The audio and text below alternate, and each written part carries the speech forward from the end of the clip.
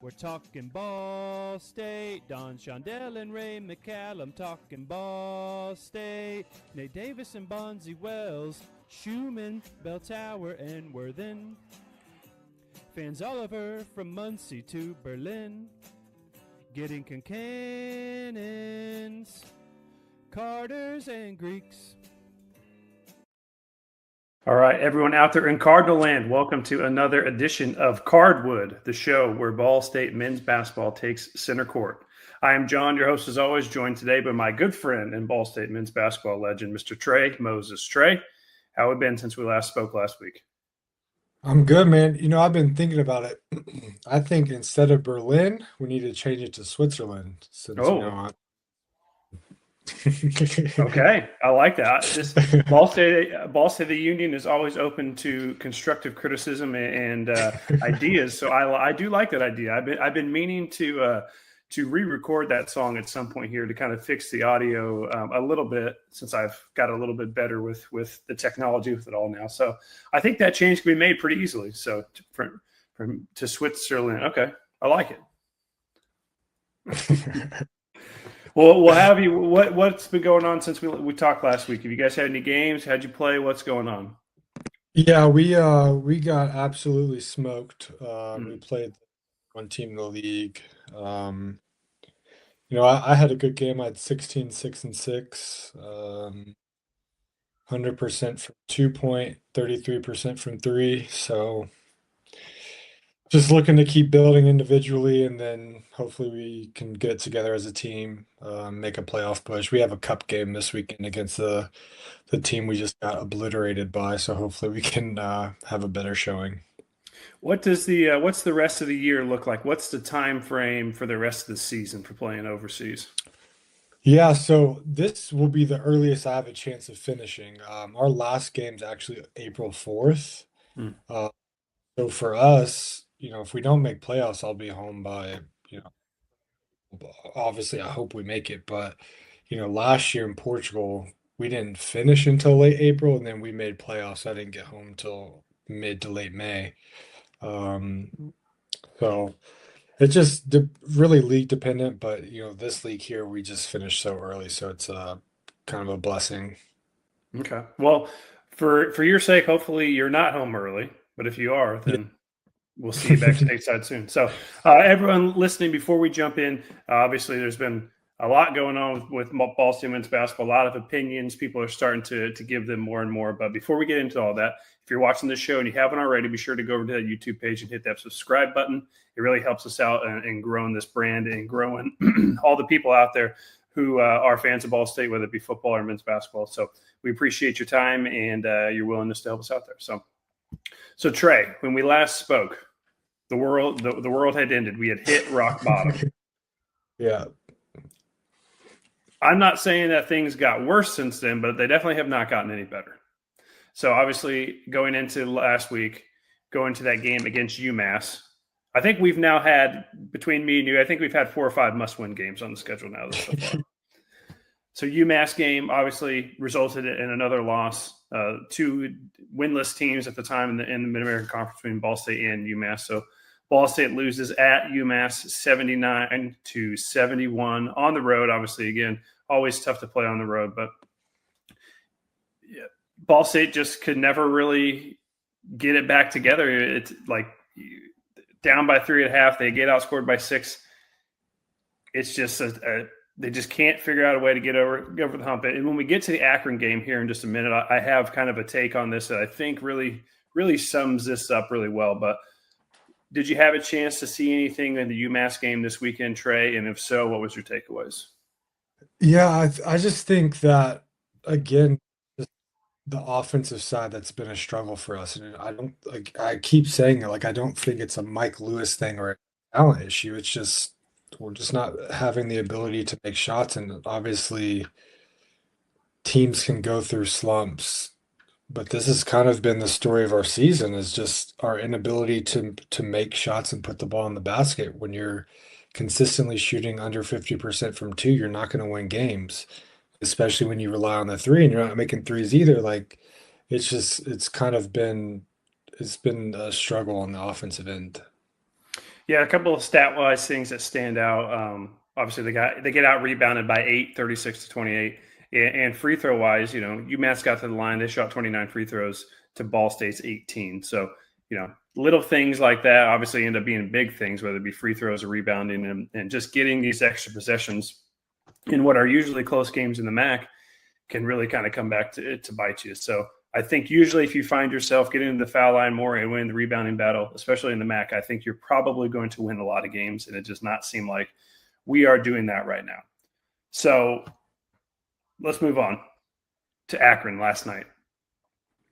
So Akron, huge underdog for Ball State yesterday. I think we were something like plus 20.5, which is maybe the biggest in-conference spread I can ever remember seeing. I don't know how closely you pay attention to betting and lines and stuff like that. I'm not really a big sports gambler, but I do kind of know what's going on with it a lot of times. That was a shocking number to see. I don't know. Do you ever pay attention to that stuff, Trey? Yeah, I do, and I've never seen a number like that in conference play in general, but especially back that's a little disappointing and disrespectful at the same time. Obviously we covered, but we're not, to just cover games. We're here to try to win games. But yeah, that line was absolutely insane to me. Yeah, and give them credit. Ball State fought that whole game. I thought they fought hard. I don't know necessarily that everyone played well, but so they fall at Akron again. Always a very good team in the MAC. A tough place to play. 87-77. I think we'd be remiss if we didn't start with Armani Ziegler having 30 points. I know he had a really big first half, and they kind of bottled him up a little bit. excuse me, the start of the second half, but then he kind of got it back going again. I think he had like maybe 18 in the first half and 12 in the second half. So big game by him. Not much going on really, for everybody else. What was your takeaway from what you saw from Armani last night? And did anything else stand out in the game at Akron? Yeah, I think that the key for the team board is him continuing to be aggressive. You look at the teams I was on, like Taylor was that guy for us too. When Taylor got going, and it was quite often like he was the engine that kept us going from scoring the ball, and then when teams started to key in, is pass the ball. So, for him, I'm looking at, 6 turnovers is a lot, but finding that balance of continuing to be aggressive, and then when teams are starting to key in, trying to get other guys going as well. But at the end of the day, you only had 2 other people in double digits, and that can be a bit tough for a team to overcome. Yeah, and again, going on the road at Akron for the team that Ball State has this year, you're basically going to have to play perfect to figure out how to get a win. And again, I think it is great that they fought. I think it's great that they, lost by 10 instead of losing by over 20, like, people theoretically were predicting them to. But at the end of the day, that doesn't really matter because the goal obviously is to win these games. And this season is shrinking by the day, and they're running out of runway here to try and right this ship. I think now they're sitting, 5.5 games out of the lead in the Mid-American Conference. They haven't won a game yet. So it is tough because while they might be trying and they might be fighting hard and they're not giving up, it doesn't really matter at the end of the day. And one of the things I wanted to ask you about, which is kind of a disheartening thing as a fan, but with the day and age in the transfer portal and the name, image, and likeness world, we were saying before the year started, Trey, that we got to give these guys some time. We got to give them some time. It's a whole new team. I think they lost like their top 7 statistical leaders in basically every category from last year. So we got to give them time. Okay. So they're getting time now. Let's just say in the next 5-6 games, maybe they start winning some games here in the conference and they do this, and then maybe some guys start looking good, and you go, okay, well, maybe the season started off bad, but now it's going in the right direction. Well, the disheartening thing as a fan is it doesn't really matter because the whole team is probably just going to be gone next year. So while I like that they're fighting, I like that they're trying, it's like it's all just going to be a whole new team next year. What's the chances that you would even see basically this core team come back and play together again next year? I mean, I think it's probably less than 25%.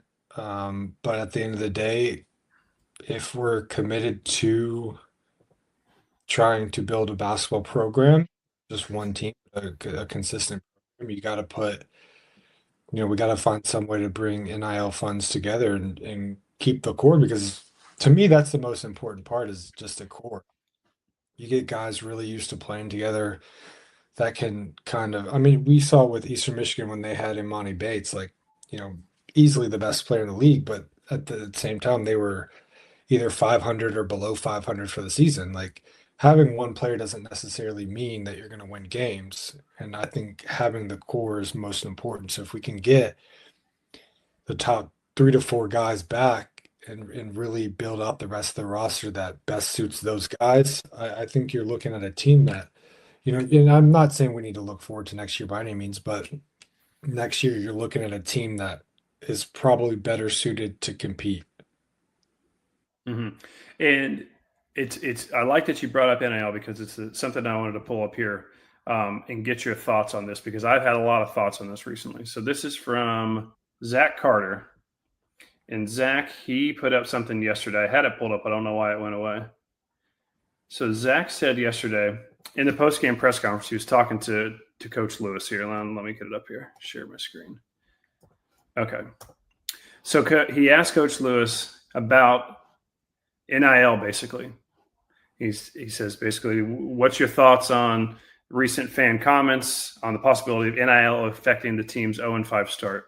And Coach Lewis is quoted as saying, I mean, NIL is real, Zach. It's real. It's not going away. NIL and revenue sharing is real, and it's not going away. So obviously Michael Lewis knows this. Obviously the people at Ball State know this. Now my question to you, Trey, is, do you think that Ball State, either the university, either the athletic department, or the men's basketball team, which maybe not as much them as probably the first two, do you think they have a plan to address this aggressively to try and fix this, what appears to be very inefficient NIL fund that they're running right now?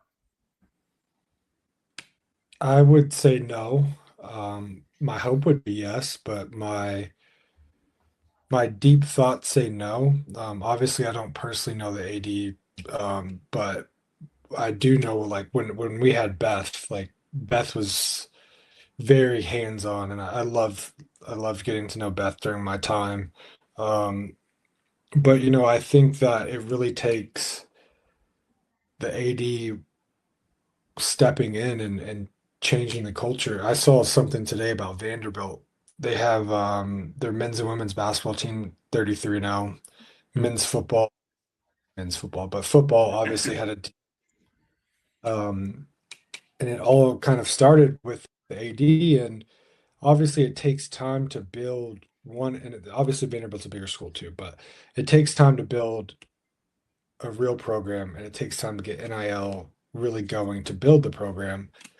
But at the same time, we got to find a way that we have to find a way to become aggressive, and not just basketball, but basketball, football. Like, these to me are your what should be your main two sports, and what should be at least competitive every year. Like, I'm not saying we need to be, winning championships year after year, but we need to be competing for championships. Like, to me, like, this has become one of the more disappointing seasons we've had in such a long time. Like, even during my years, like, we were competing, we never won, but no team was looking at us like, oh, this is an easy win. Like, every team knew that we were going to fight and battle, and we had the players around, back to not being the quote unquote laughing stock of the conference.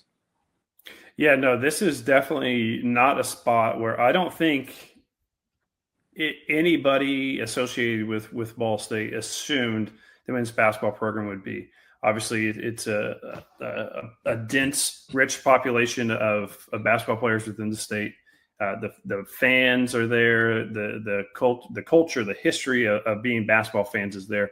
So it almost seems like if Ball State just fields a team, that they should always at least be somewhat competitive. And it probably was that way for a long time.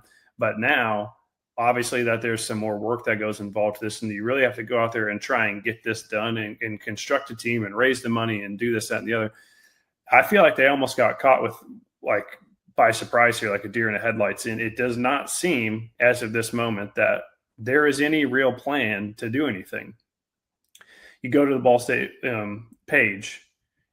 All they've done now with the NIL fund is basically just turned it into the Cardinal Varsity Club. For a while, it was something different, which was a joke. I don't know if you ever saw the Feed the Bird thing, but they had it up last year, Trey, and there was still guys from the football team that had been gone for 2 years that they still had on the page. Like that was our first sign when NIL really got going that they are not really taking this seriously. And so, you hear things in the rumors and people tell you stuff and and just, I don't really know what is being done because, for instance, you can see other places out there doing interesting, cool things to try and raise up money, donate this and enter a chance to win this, donate so much money to this, you get free parking pass for the season. Like there's different things, which I guess Ball State, to be fair, does that for football. If you and probably basketball too, if you donate a certain amount to the Cardinal Varsity Club, you get it seems like more could be being done. One idea I've had for a long time, and I was told last year that they were planning on doing it this year. I have not heard anything about it, but an equipment sale. You've seen schools do this. Louisville probably does this. All the big schools do this. Even some smaller ones do it. They take all your surplus equipment, your old shoes, your old jerseys, your helmets, whatever, and you sell them off to the fans so people can kind of buy some stuff and raise a little bit of money that way. But I don't see a lot of stuff being done to try and even drum stuff up. I'm sure they're doing stuff behind the scenes and calling people. But what would you say, Trey? Do you have any ideas if Ball State came to you and said, hey, you know what, Trey, we listen to Cardwood, we subscribe to the channel, we love it, we want to get your ideas on how we could raise some money for NIL. Would you have any ideas off the top of your head that might be like, hey, maybe you guys should try doing something like this? I would really love to see something with the alumni to where we can become involved in trying to help. Because a lot of us still, I'm not going to speak for everyone. I'm going to speak for me and Taylor because I talk to Taylor every now and then. We both of us have so much pride in Ball State, and just from the basketball side, like if you can bring back some alums and have a alumni game or have something before the year, or have like a luncheon with all the alumni, fans pay and it all goes to NIL. It's just something because for me, like I don't feel involved at all in Ball State, and that's been disappointing for me just because I care so much about the program and Ball State as a whole. But just I think bringing back the alumni, not even even older than me, just having us involved in some way will always kind of keep us involved and want us to feel like, hey, like maybe I will donate because now I know I'm involved. I know they still care. But to me, it kind of just seems like after we've gone and after I left, like there's no communication, talking, anything. It's just I'm just not here. So that's an interesting point you bring up because we hear this a decent amount actually from on the football side on the show we do over there. When we interview former players, we've heard a lot of times that they don't ever really hear too much once they leave. Every so often we'll hear something. Now, since last year when Coach Urovich took over, I have seen and heard a nice changing of that way. Basically, they've offered alumni players a chance to come to games, go down on the field for games. Like they've started to reach out to people some more. It seems like. But are you telling me that from the men's basketball side, you don't really hear anything like that? Oh, I haven't heard anything since Witt got fired, and I only heard stuff because I was close with Witt and the coaching staff. But ever since Mike has taken over, and I'm not blaming Mike whatsoever, I haven't heard anything. I went to one football game where I met Mike and haven't talked to him, or I try to reach out to players like I'll message them, but Besides that, I don't hear from the university or the basketball side really ever. All right, Trey. Here's my proposition for you. I don't know how this would help NIL at all, but I'm more interested in helping you out right now. I think next year there should be a Ball State of the Union men's basketball alumni tailgate. What do you think about that? I love it. Okay, there we go. We'll figure that out. We'll make it for something where we think that most people can go, and I'll put the tailgate on, and we can get everyone there.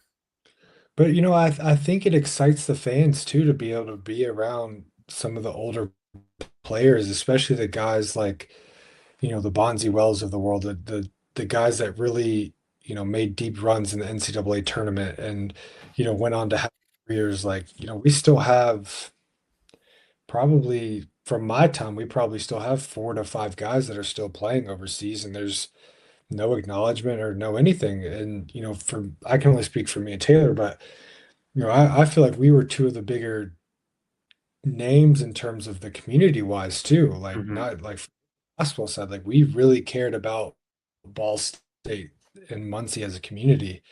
And I would every time I go back, which has been very rare, but I still meet with people that, became second families during my time.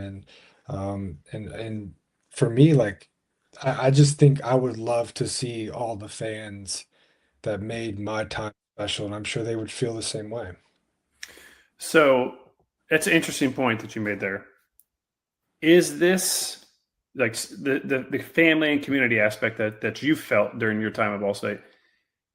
Do you think that is basically non-existent now with the way things go? Not necessarily saying that the fans don't care, and not saying that the players don't care, but it's just everyone is on their own timelines now so much to where it's spot to spot to spot to spot. It doesn't seem like people even have a chance to get to know these guys and really establish themselves as members of the community. Is that something that is going away, you think? Oh, 100%. I mean, and you look at like Brashear, Jaheed, Peyton Sparks, two guys that were probably looked at as the two of the better players in the last, couple years. Had great years at Ball State, became fan favorites, and then got offered money that they couldn't pass up, and they had to take it. You can't blame them, but it's so, and you can't blame the fans either because it's so hard to become invested and emotionally invested to a team and players that may up and leave at any point. And for me, I probably have like 15 different second families in Muncie, and I still talk to people from Muncie and all these different things, but that's not going to happen. Guys are going to, you want them to stay 4 years, but if they have such a great year, who's not to say they're just gonna leave to go to a Power Five school? Mm-hmm. Yeah. I just had a great point, but it must not have been that good because I can't remember even what it was now. So, yeah, no, I remember what it was. You're talking about, these guys leaving and the fans' reactions and stuff. It's like, well, I get it. Obviously, I think every fan out there understands if you have a chance to make, not even if it's life-changing money, if you have a chance to go make some good money, I don't think anyone begrudges you for that. But at the same time, I think people are feeling like the fans have to just sit there and sit back and say, okay, well, this is awesome. You got your money. Good job. Well, no, it stinks for the fans. None of the fans like this. It stinks. And so it's like, I think you're going to see continued decline in interest, I guess, until something changes. Now, I had another idea here, and maybe I want to see what your thoughts are on this. So there's no reported numbers out there for Ball State's NIL or revenue sharing amount. So obviously those two separate things. NIL is obviously more fans and donor stuff. Revenue sharing is more what the school is now allowed to pay you.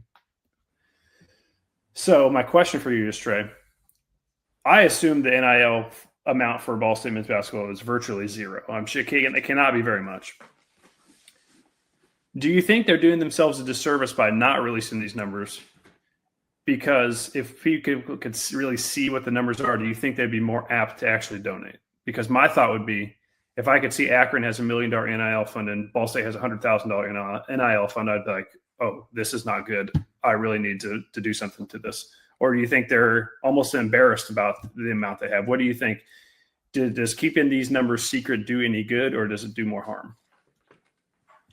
I don't think it does any good. I think releasing the numbers kind of show either Mike Lewis isn't getting enough NIL fund to be able to compete, or Mike Lewis is getting enough NIL to compete and he's not doing the job.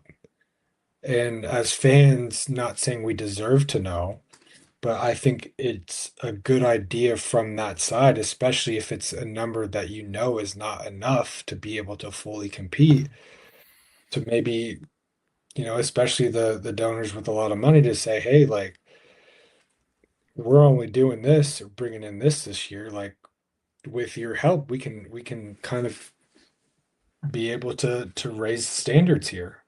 Mm-hmm. And that's a good point, because that's kind of why I brought it up. Is it seems like a lot of people recently have been playing this blame game of oh, this is Coach Lewis's fault, or this is the university's fault.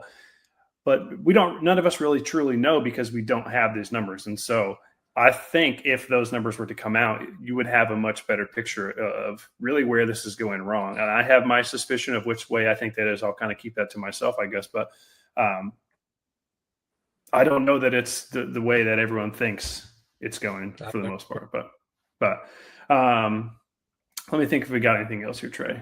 Another thing, that we can talk about just a little bit is still money related, which is not necessarily basketball related, but it's directly involved in all of it. But so obviously NIL, that's more of the fans. That's the fans giving their money, the donors giving their money, doing whatever. Now the revenue sharing part of this is an interesting thing too, because there are a little bit of numbers on that you can see, but I don't know how accurate it is. So there's the NIL NCAA like website where you can kind of go in and look.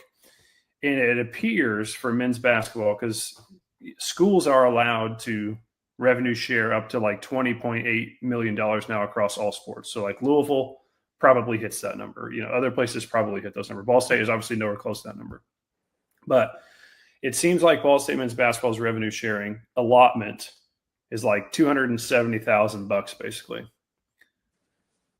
Does not seem like that would be nearly enough to field a team on its own.